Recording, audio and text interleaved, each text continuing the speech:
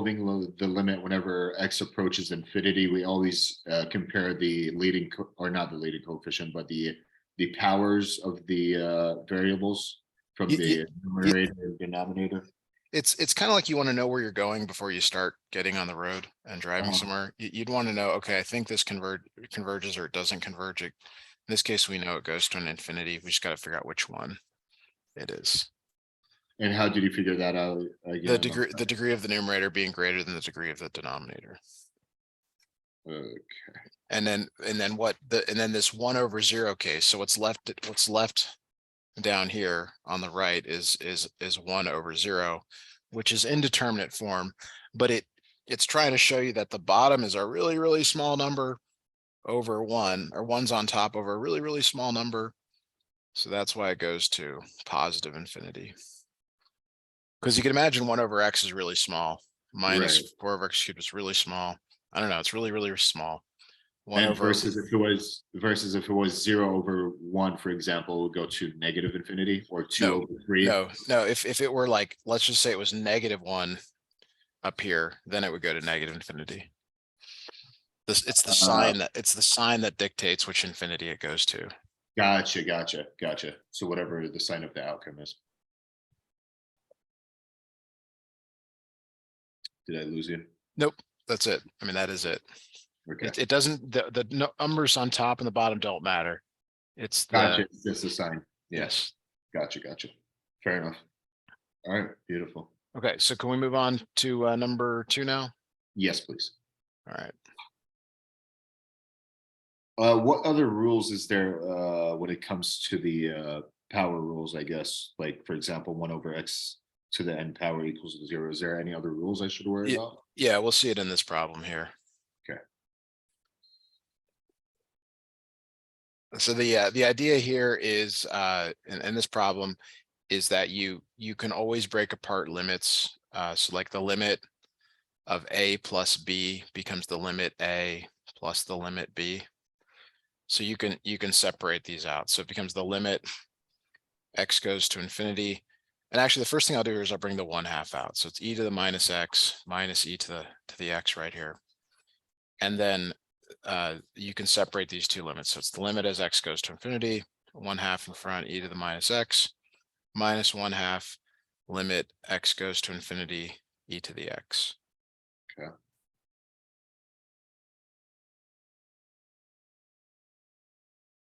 Is that okay? Clear how we did that? Yeah, I'm sorry. Right. Yeah. So this one that I'm about to box in, this is a known one. This always goes to 0. But there's a related one to this. So maybe I shouldn't do it that way. Let me show you the two of those down below here, and then give them to you. So the limit as x goes to infinity, e to the minus x is always 0. You can put a constant in front of the x. So it could be like c times x, that also goes to 0. You could even put a constant out in front, that still goes to 0. And the reason is because the graph of e to the minus x looks like this. You can see it approaches 0 over time. Okay, fair enough. Now the related one is the limit as x goes to minus infinity of e to the x. Notice it's different infinity this time. And that's because the graph of e to the x, well, it looks like this, but as you go left towards negative infinity, it also goes to 0. It's approaching 0. I see. Okay. And again, like you can put a constant in front of the x and the exponent, things like that, constant out here. Okay. And just to be clear, e is a constant as well, right? It represents a number. E to the x is a function. But what is e itself? E is supposed to be like yes. Yes. Okay. All right, beautiful. Okay, so like, how does that apply in your problem here? Well, the first one, e to the minus x as x goes to infinity. Well, that's 0. That feels good. It's great. Okay, we got it. But on the right here, e to the x as x goes to infinity. I mean, if you just look at a graph of it, e to the x goes up to infinity. So you have infinity in this position. Okay. Although you're not supposed to write it this way, but this is what you're supposed to imagine. Gotcha. So the problem is like, even though the first one converges or goes to zero, goes to a limit, second one does not. Okay. So approaches negative infinity, I'm assuming? No. I'm sorry, the actual limit of this, yes. Yeah, because Okay. and sometimes better go back to the original here. So e to the minus x goes to 0, 0 over 2 I don't really care about, minus wherever the e to the x goes to minus infinity. Yes. Gotcha. Now a couple other things here. If you get something where it turns out to be like minus infinity plus infinity, this does not equal 0. It could be that it still converges, but there has a limit, but you cannot, this is not true. Like, don't treat infinity like it's 10 or -1. Right. It's not it's a representation of something. It's not a number. That makes sense. Okay. Now, another couple of things here, like you got to be careful. So like if it's e to the x squared, all right, this graph is like e to the x, okay, going to the right. But going the other direction, it actually looks like that. So you got to be careful here that you don't say, oh, well, the limit as x goes to minus infinity, e to the x squared. Well, the problem is the negative when you square it becomes positive. So this goes to positive infinity. Okay. Yeah. So you can't, you see, but this probably wouldn't come up in your class, but you've got to be very careful about the extensions or trying to, draw conclusions from the things that. I guess try to, what I should do, I just try to make a judgment on how the function is behaving in a sense. Yes. Yeah. Knowing the graphs are critical really to doing limits. Okay. That makes sense. Okay. We can move to number 3. So this problem actually gets to the kind of an important, what do I want to say here? We've been talking about limits at infinity, whether they be plus or minus infinity. These are the same as horizontal asymptotes. So if they ask what is the horizontal asymptote, that's the same as asking what's the limit as x approaches infinity or y or negative infinity. They're Okay. essentially the same. Gotcha. Okay. So this problem right here is kind of like problem number 1. You really want to look at the degree of the numerator,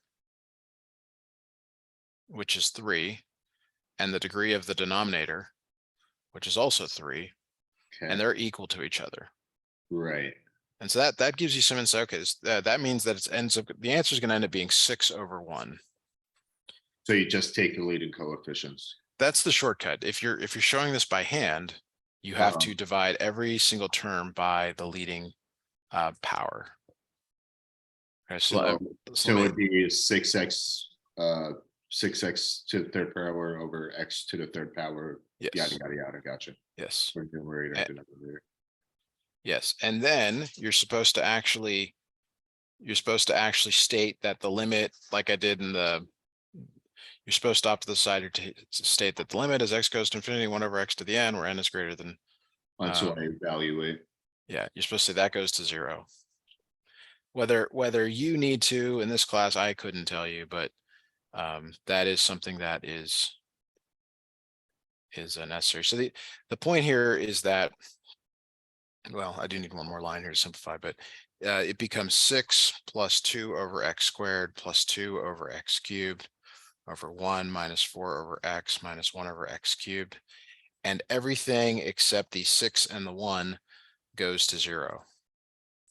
0, 0, 0, and 0.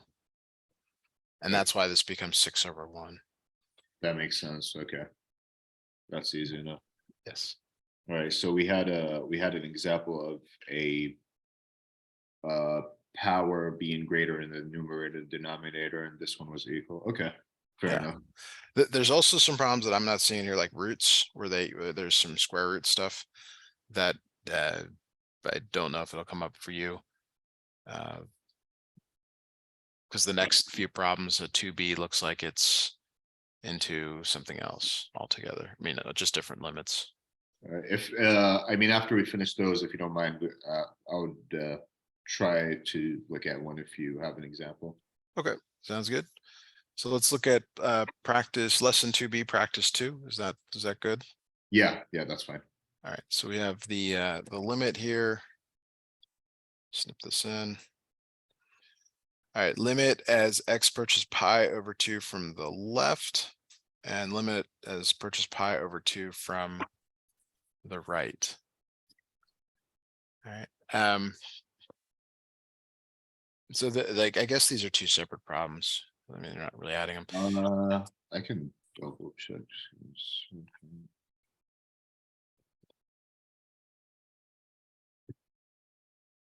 the tangent ones. So it says determine the following limits. Yeah, two separate. Yeah, sorry. No Yep. problem. Let me do something here to sort of help with this. What do I want to do here? We want to go from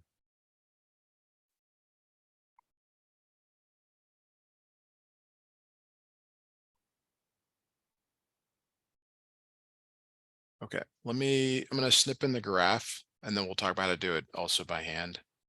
Okay. So if you don't remember what tangent looks like, and I, you know, I don't always remember which direction it goes. And then there's also a phase shift here. The graph really is helpful, but there is an alternative way to do it without the graph. That would be nice. But this first one is asking, what's the limit as you approach pi over 2? So pi over 2 is actually this black line here, and it's from the left. So from the left, you can see that it's going towards positive infinity. All right. But from the right here, it's actually going towards Negative infinity. Okay, and if we're gonna have to do it like algebraically or whatever we call it. So that's the more challenging part. So you have to go to your unit circle here, and you have to figure out where are you on the unit circle at when you add pi over 2 plus pi, and that's 3 pi over 2. So in terms of like where are you on the unit circle, you're right here. And the problem at that point is that tangent, which is y over x, is undefined because it's -1 over 0. That's why there's a horizontal asymptote here. Sorry, yeah, just 1 second. I'm sorry. So I'm looking at the unit circle right now in front of me. I'm looking at the whatever, so the graph or whatever. Yep. So how do I determine that again? So because we care about the limit at pi over 2, it's been shifted pi. So we're really asking about the tangent of pi over 2 plus pi, which is the tangent of 3 pi over 2.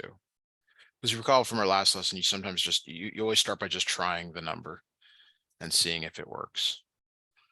I guess my question is, how did you determine to add the pi to the pi over 2? Because the function is x plus pi over 2, and we care about when x approaches pi over 2.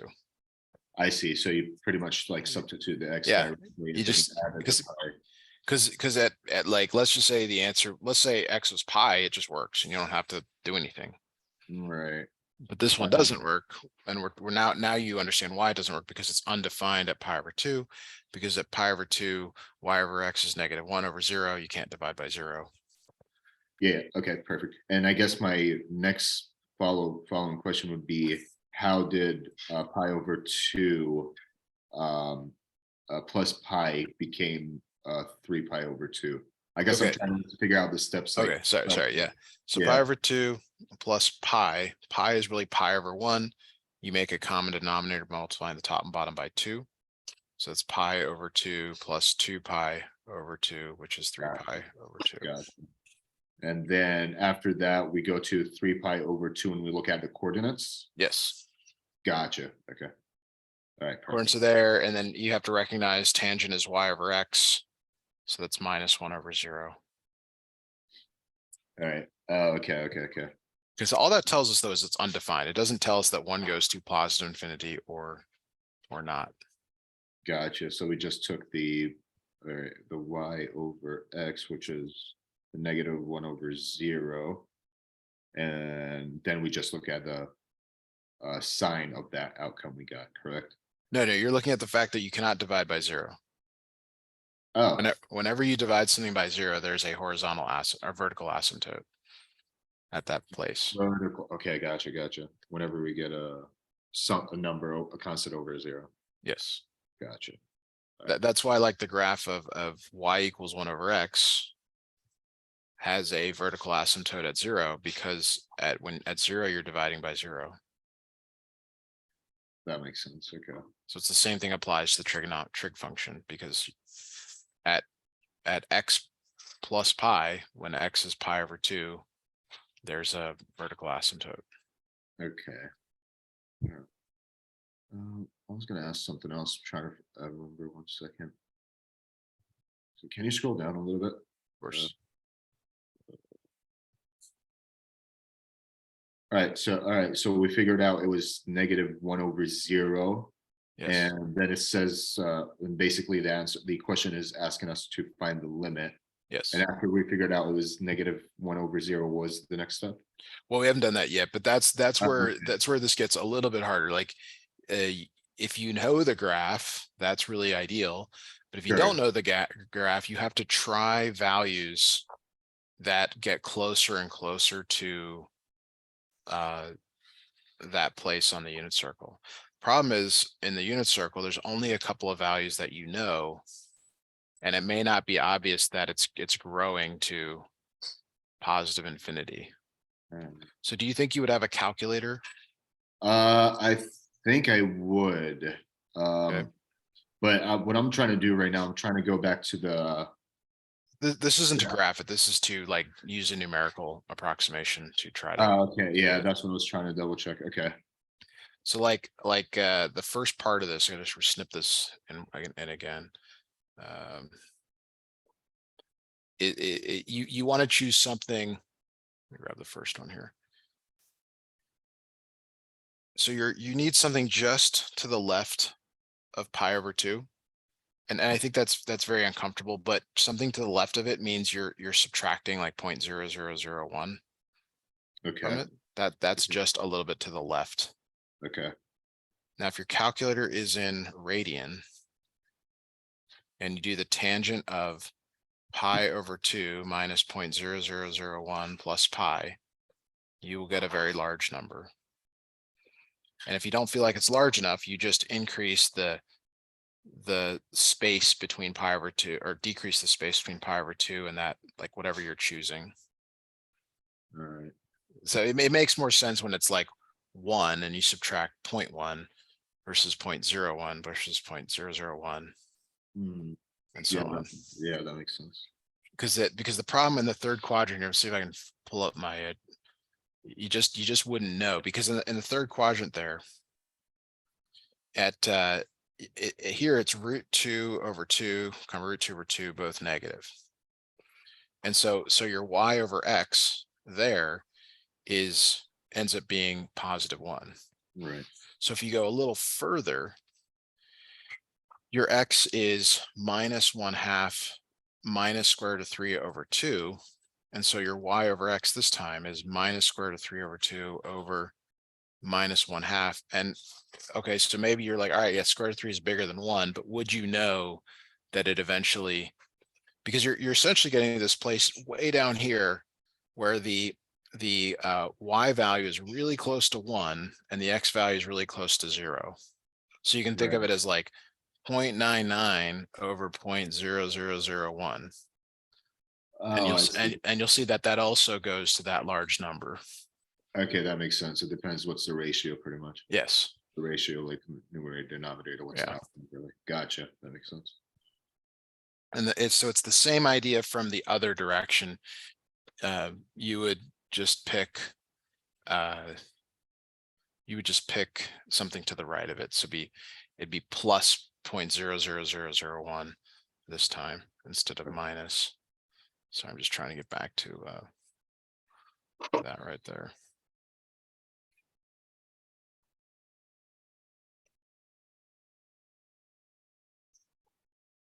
Okay. So this one, you would pick something just to the right of pi over 2, like that, and try it.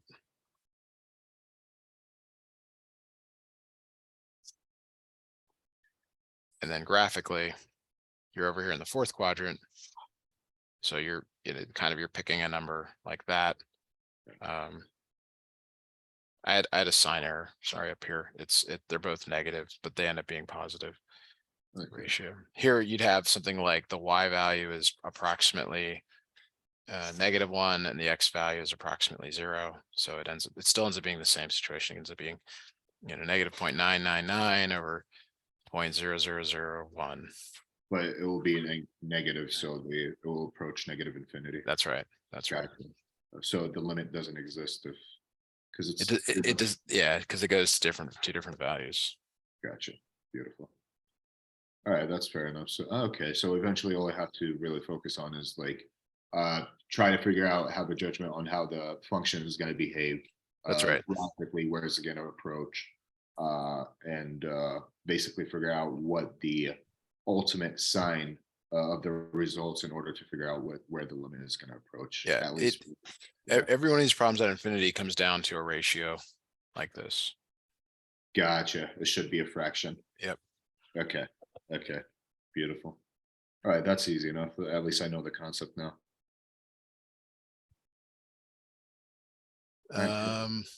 What else here?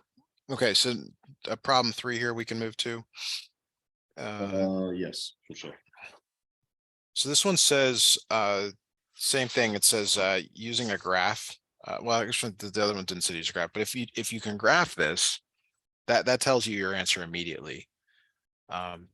Now, Actually, do you want me to share the screen? if you think, yeah, if you want to, sure, I'll make you a co-host here. What will you be showing? I didn't realize. I just moved from the window, but I just realized you were graphing it. Never mind. Oh yeah, let me snip in the graph. Do you want us to do it by hand or use the calculator? No, it doesn't matter. It's the same thing. Okay. You can, keep doing what you want. Yeah, it really does help to know what the graph looks like, but for a lot of students, they have no idea when they're doing this. Are you still seeing my screen? Yes, you're absolutely fine. Okay, so you're seeing this. Great. Doesn't say which limits. So which limits does it want? Let me take a look. Determine the following limits: f of x equals 1 over x squared minus 4. All right. So for this one, you see how like the words are, or the fonts are not highlighted? It's because I haven't gotten to that problem yet. I Okay. have to select the one previous to that. All So right. it's not showing me right now, and I have like a couple questions before that. So Okay. Well, the limits here are fairly straightforward. There's going to be one at -2 from the left. So -2 from the left is where I'm tracing the curve right here. right. And that is So that's infinity. right. And then there's the limit x approaches -2 from the right. I'm supposed to be writing f of x. Function, right? So from the right means It's going negative infinity. Infinity. And Limit. probably 2 from the right and 2 from the left. Right. So those are a couple of like ones that I think they could be asking you. Okay. They could also ask you what happens. I'll bring the graph down. There's other ones that they could ask reasonably. Okay. They could ask you what's the limit as x approaches infinity, f of x. Okay. And so basically from the graph, we'll be able to tell that.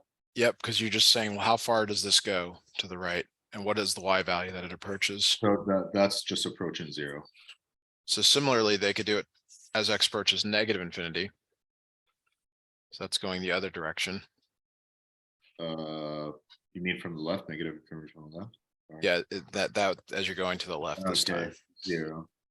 Yes, and the idea is that it's confusing because there are limits at the vertical asymptotes where the answer is infinity, And then we're asking about the X value turning into infinity. Yeah, I was gonna say, because I feel like I'm a little confused right now. So when But it look, says like, look at the, look, I've got numbers, right, actual numbers, and the answer is infinity. Whereas sure, down here, it's at infinity as the number, meaning as the end behavior. gotcha. So when X is approaching infinity or negative infinity, the outcome should be a constant. Not always, because what if the graph, went up forever? So in theory, isn't the graph is going to the right forever? Yes, yes. You're asking yourself, what happens as X gets really, really, really, really large? I mean, that's what infinity means. I see, I see. So it will be approaching infinity or negative infinity if the graph was going either up or down rather Right, than zero left to the right. Gotcha. right. Okay. And the last thing that I suppose they could ask you here is they could just ask you what's happening at like 0 or at -1 or at 1. I mean, they could give you a point on the graph and just ask for it. Fair enough. And how would that format of the question would look like, or how would it be worded? Uh, Let me grab this again just because I'll need the function here as well to answer it. So it would just say what's the limit as X goes to infinity. I'm sorry, not infinity, as X goes to 0, 1 over X squared minus 4. And you always just try plugging the number in to start. Oh, so whatever zero. Oh, okay. Oh, I'm sorry. Whatever X approaches, whatever goes. Yes. Yeah. Gotcha. The problem with, and I didn't say this, but I guess I should have, is when you approach -2, -2 squared is 4, 4 minus 4 is 0. Division by 0 is bad. Okay. Yeah, but since that one it was specified by the graph, I guess Yeah, kind of. that makes sense. Okay. Fair enough. All right. Beautiful. All right, that problem 4, is that okay? Yes. Excellent. Thank you. This one's a lot like 2. You gotta, it helps to know what the graph is doing. But we'll try this one by hand first. Sure. To know this. So as a reminder, cotangent of X is a couple of things. It's 1 over tangent of X. And tangent is sine X over cosine X.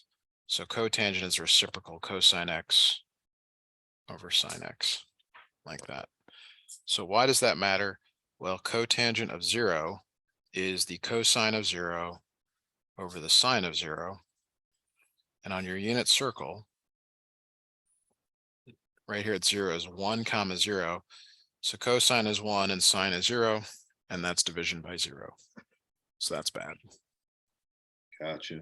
Cosine is y, sine is x. Okay.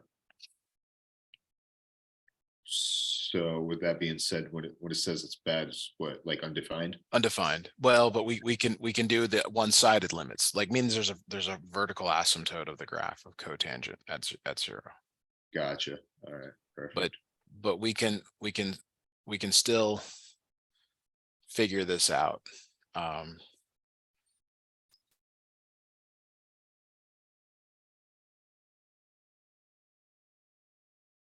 So it's kind of like we were doing in the previous problem with tangent is in that first quadrant there. You know, if you're up a little bit like this, this little sliver here, the X value is really close to 1 and the Y value is really close to 0. So that's like, it's like, all right, what's 0.99 over 0.0001? That goes to positive infinity. Okay. So there's a bit more to this. You got to know is the clockwise versus the counterclockwise, which one corresponds to 0 plus and 0 minus in the limit? All right. I guess is it more involved? I mean, I don't think it's too bad. I mean, but you can also just look at like, well, what is going, like, what is the cotangent value in the first quadrant? Uh-huh. And it is positive. Okay. Right. I So don't want to, yeah, I don't want to because I know we have like less than 20 minutes left over, but I think we'll just skip this for next class. okay. If it's more involved, you can. Sure. Sure. So, I mean, what would you like to do here for the time we've got left? Alright, what are those or all the questions? Wow, I can't speak today. Are No, those I've all got, the questions? you sent one more, we can look Okay. at.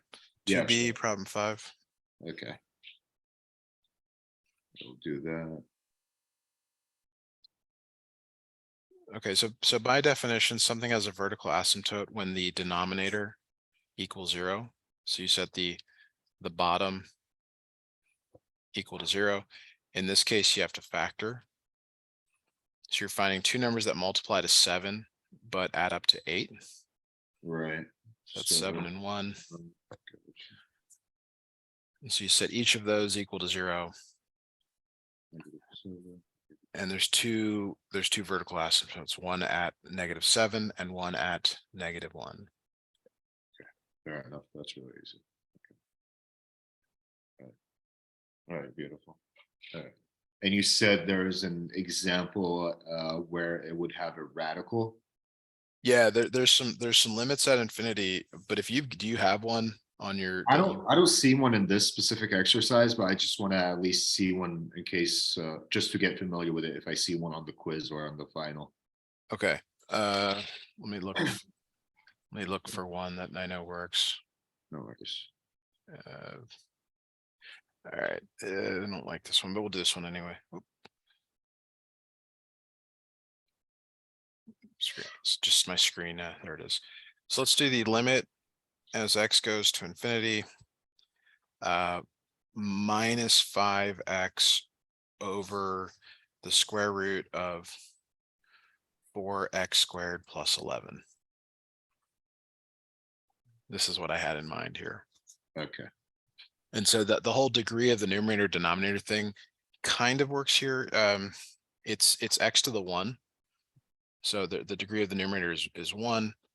The denominator is squared, but it's square rooted. So it's the square root of a square. That's not right. It ends up being the square root of x squared, which is 1.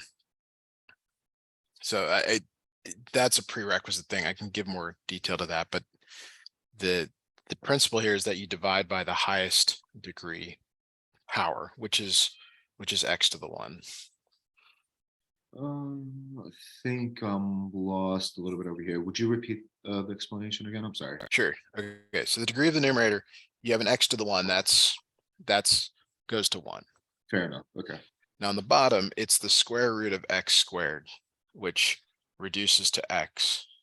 Gotcha, because it's 1 over x for the root, correct? Yeah. Gotcha. The idea is that the root of x squared becomes really squared to the 1/2 power. You multiply them and you get 1. Times 1. Gotcha. Okay, so you divide by the highest power. So you have the limit as x goes to infinity minus 5x over x over the square root of 4x squared plus 11 over x. Now in the numerator, it's probably pretty clear what to do. It's like, oh, just divide, right? Right, the x. And that's what we do. And the bottom, not so clear. What you do is you rewrite x as the square root of x squared, kind of like we did up here. Right. Figure that out. So now the property is that the root a over root b becomes root a over b. Correct.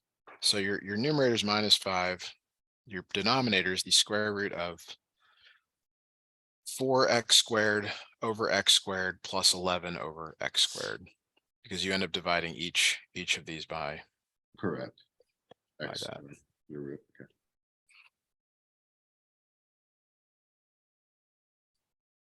Infinity. Okay.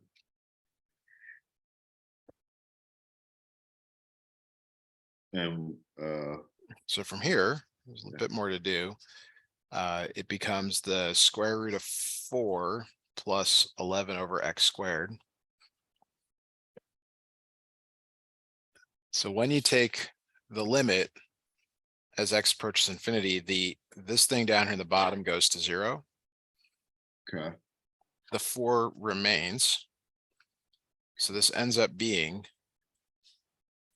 -5 over the square root of 4 plus 0, which is -5 over the square root of 4, and -5 over 2. Okay, hence we have a negative, so it's gonna be negative infinity. No, this one actually goes to this number. Oh, when you approach infinity, it should be a con. Gotcha. Sometimes. Sometimes, okay, all right. I But get, yeah, this case, just trying to wrap my head around it. All right, so trying to figure it out 4x. Okay, that's how we got 4. All right, beautiful. Yeah, that makes sense. okay, what else would you like to Okay. work on? And I can make you co-host if you want to share your screen. Uh, yeah, it works. Let me see. All right, yeah. Second, share screen down. Is it sharing? Oh, I need to make you co-host. Sorry. All right, so you are now co-host, and you just as a reminder, before you share your screen, you can share anything you want. Just be careful that you're sharing the thing you actually want to show me. No worries.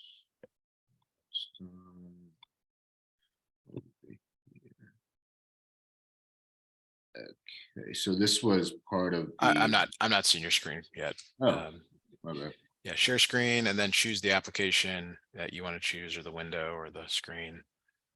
Google Chrome. There it is. I am now seeing All right, beautiful. seeing your screen.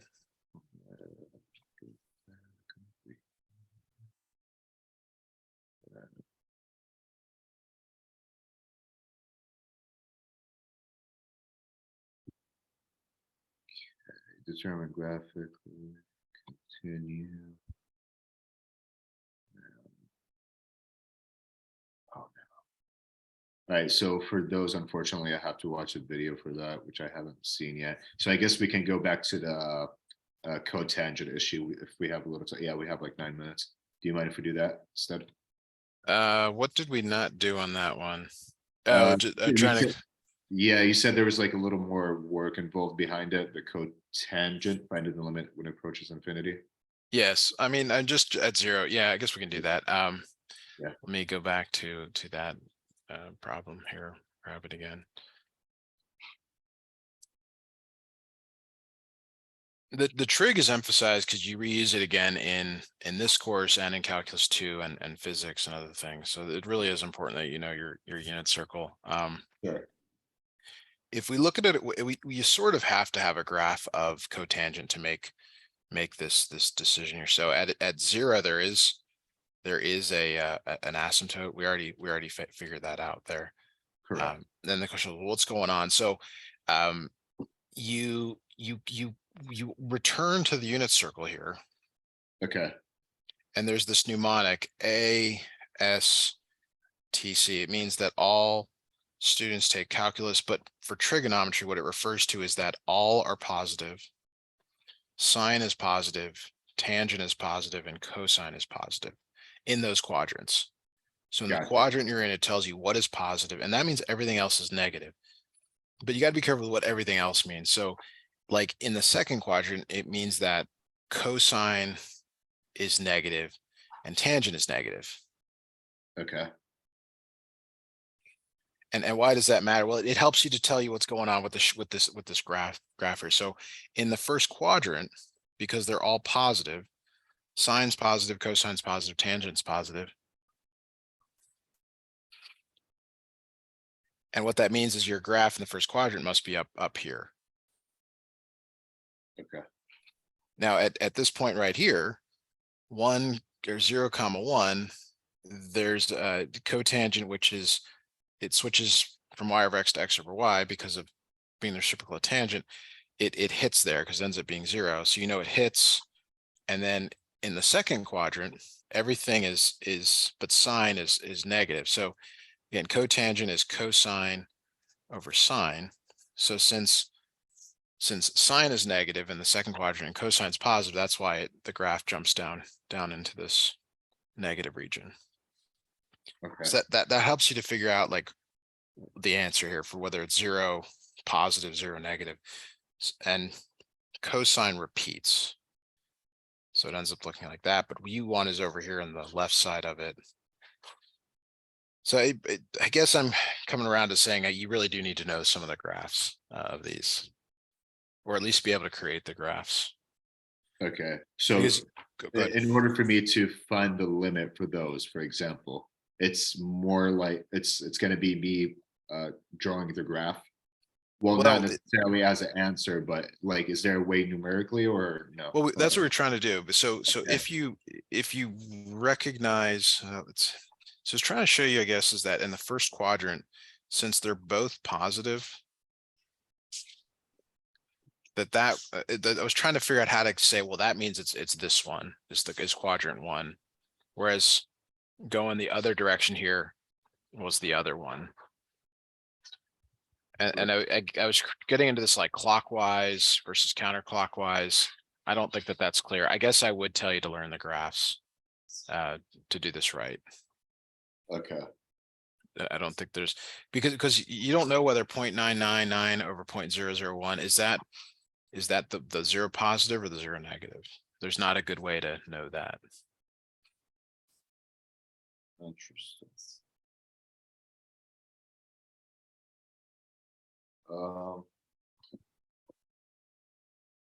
Yeah, I'm trying to see if because I'm looking at the question right now, it doesn't give a graph or it doesn't give anything, so I'm assuming it's asking me to find the limit, just like numeric, like, you know, like analytically. Yeah. What is it? The limit? Going back right now. Determine the following limits, really. Yeah, it's just the two limits you gave me. So it's really when x approaches 0 from the left and the right, Yes. when cotangent to the x. Wait, so there's supposed to be a graph with it? No, you have to know the graph. Oh, that makes sense. That's what I was trying to say. Like kind of can do it numerically, but the graph really sheds a lot of light. And if you But have a at least I calculator, yeah, at least I have to know the parent function of cotangent, how it yeah, looks, correct? yes, and then All right. tangent's the other one. Oh, it just Okay, that makes a lot of sense now. I'm sorry, I was lost for a second. okay. Let's do you want me to make up some problems based on what we've been doing today? Sure, yeah. Okay, let's do the limit as x goes to minus infinity, minus 2x squared over 4x squared. Can you tell me how you might proceed here? Yeah, so since the power of the numerator and the denominator are equal, so we're just gonna have to take the coefficients, which is -2/4. Right. It doesn't matter that it's approaching negative infinity or not. Now, as a related problem,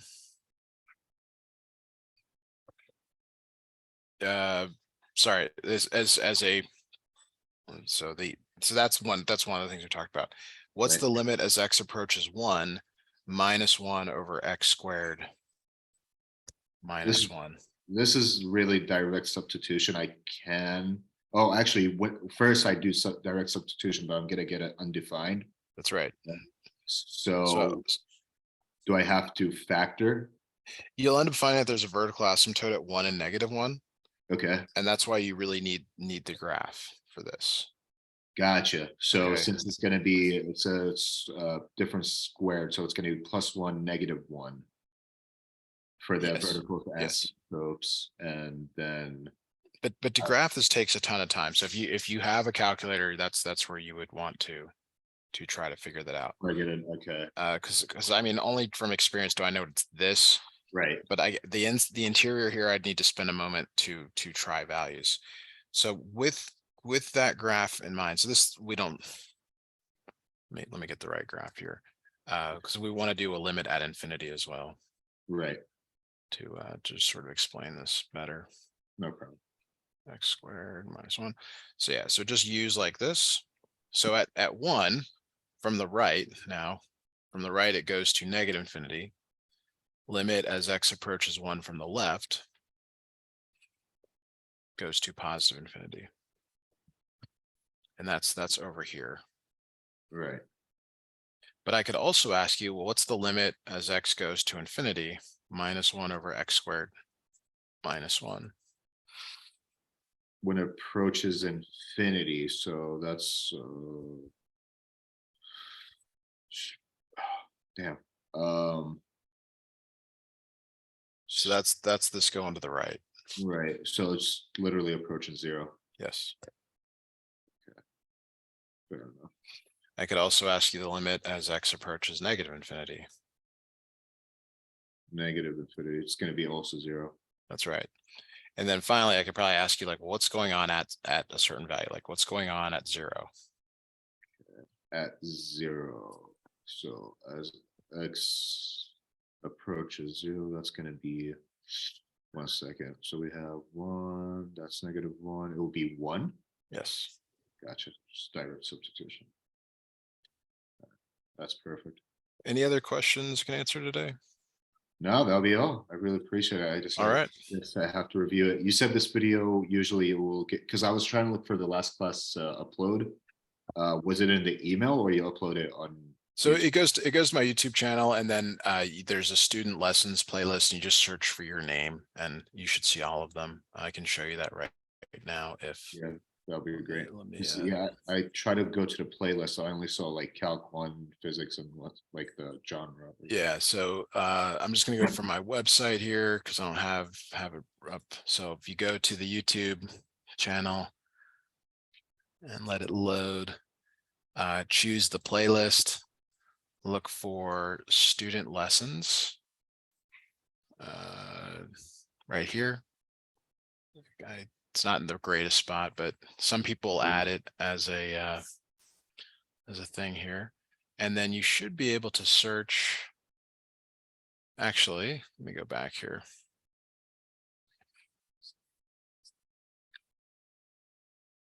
So I think you can just search for your name. And no, that's not where it is. Here it is. Here's the search right there. Okay, That's what I would use. I haven't done this in a while. no worries. There you go. And you get your lessons there. There we go. Beautiful. All right, excellent. Yeah, So I know it's a little, that's the YouTube search. That's the one for this. And you got it. Okay. beautiful. Thank you so much, Matthew. You're welcome. Have a great rest of your weekend. You as well. All right.